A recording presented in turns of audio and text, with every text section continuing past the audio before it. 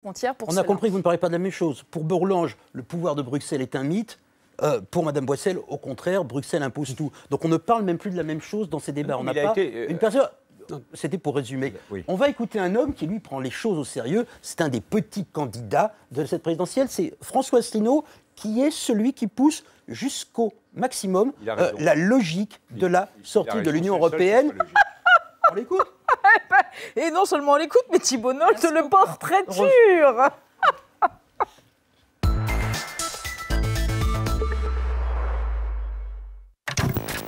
Ils sont au centre de l'histoire et méritent forcément quelques déboires. Si un seul candidat chante son amour à l'Europe, un seul autre a fait de la sortie de l'Union son principal thème de campagne. Alors faut-il sortir François Asselineau? François Asselineau fait partie des 6 petits candidats à l'Élysée grâce à 587 parrainages.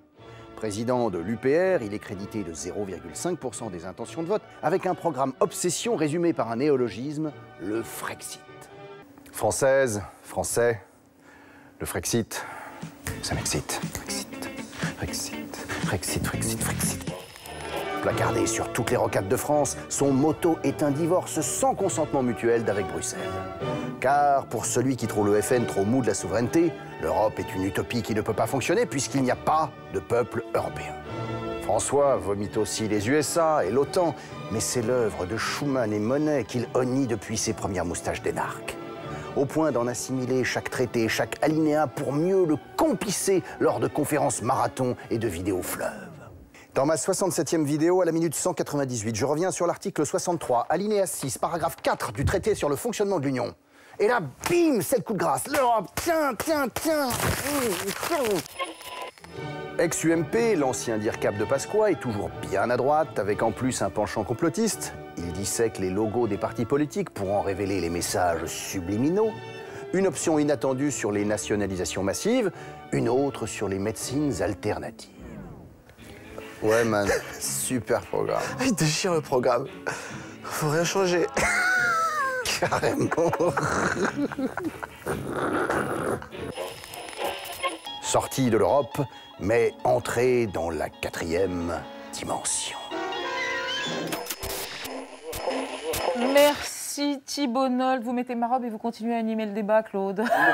Elle me va magnifiquement. Mais allez. Vous. Stéphane Simon, sérieusement, il y a un candidat, Jean-Luc Mélenchon par exemple, qui dit « Mais avant de sortir de l'Europe et de l'euro, j'irai négocier un traité parce que je suis la France. » À un moment donné, quand les Français, si les Français votent pour un président, une présidente eurosceptique, est-ce que votre pays, l'Allemagne, ne sera pas prêt à changer des choses, notamment le statut de la Banque européenne, pour nous garder ? Je pense que oui, mais le problème, c'est qu'un traité, un traité nouveau, il faudrait qu'il soit porté par tous les 27 ou 26. Donc, c'est à ce moment... Mais là, pardonnez-moi, vous répondez en argutie juridique. Si la France, pays fondateur de l'Europe, exprime son envie de changer réellement les choses, ce que l'ont fait Sarkozy et Hollande, changer les traités, changer dans quel sens? Revenir sur les traités... Les traités, on ne pourrait pas les changer, mais on peut changer la façon de travailler ensemble.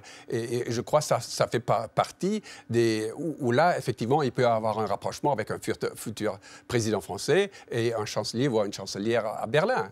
Certainement. Donc, il faut commencer avec le moteur franco-allemand et après, on va élargir avec peut-être une géométrie variable en dépendant des projets.